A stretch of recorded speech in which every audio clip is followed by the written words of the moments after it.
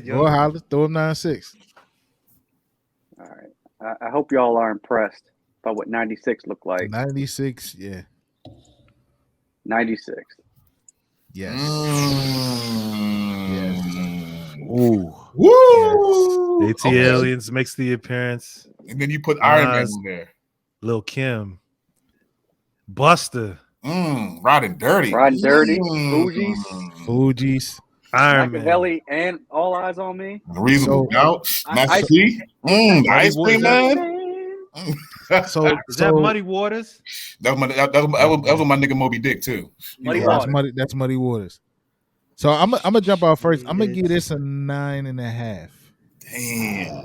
Reasonable Doubt. This was one of my favorite. This was one of my favorite years. But there's another year that I think might beat this.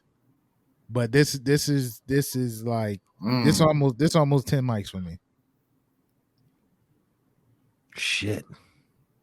And my list didn't have Little Kim's on it. So You gotta. I mean, Kim's debut album. yeah, you added the half right there for me because I didn't have Little Kim on here. Let me see if there's anything I got that you don't have. I didn't even realize that All Eyes on Me and Machiavelli came out the same year. I thought they came out one year after the other. The And only All two, Eyes on Me was a double disc joint. I think the only two that I have on here that you might not have is Cool Keith and De La Soul. Stakes is high. Ooh. Wow. Ooh, damn. This was a good year. This one has me stuck right here. I'm still in the Master P joint. I'm still in the Ice Cream Man joint and the Riding Dirty and Iron Man. Ugh. Yeah, But I would say like so- I didn't.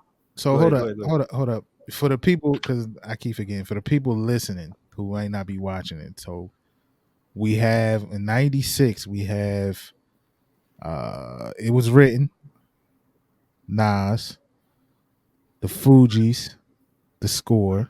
I'm gonna just read off mine because I can't see the pictures. I'm blind. Tupac. That is, what was that? The Machiavelli album? Machiavelli and All Eyes on Me. And All Eyes on Me, yeah.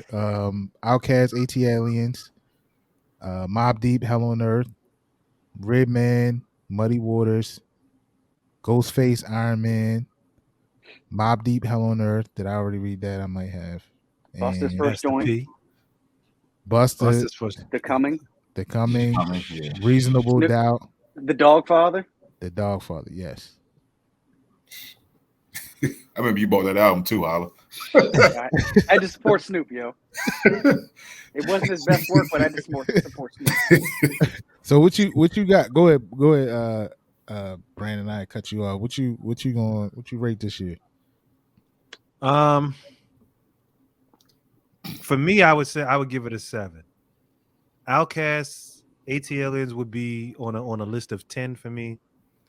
It was Written would be on a list like that for me. Reasonable Doubt would be on a list like that for me.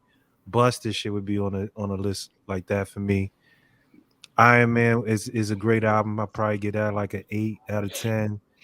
I didn't only because at this time, like, all right, so Tupac and even Mobb Deep and UGK, I didn't really start getting into them towards into like my Hampton years.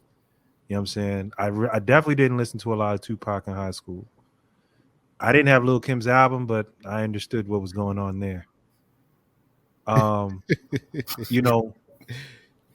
But I mean, this is another strong list. Now, if I was a West Coast guy, I'd probably give it a 10 just because All Eyes on Me, Machiavelli. If you're a Tupac fan, this list is a 10 for you, for sure. Yeah. What about you, Battle? So you said 7, Brandon. What about you, Battle? I'm gonna give this one. I'm gonna give this one an 8. Give this one an 8. I mean, I can relate to the Southern. I can relate to Riding Dirty. I can relate to the Mr. Ice Cream Man because when I would go to North Carolina during the summers, my cousins, they always had the stuff like the UGK, and they always had Master P. So that hit home. The Outkast, and honestly, man, I'm gonna be honest with you. That Little Kim, that hardcore album, it was a good, really good album. I think it was the the Crush on You with Little C's and Junior Mafia. That was like her biggest her biggest record on that album, I want to say. So I mean, yeah, I'm gonna give it an 8.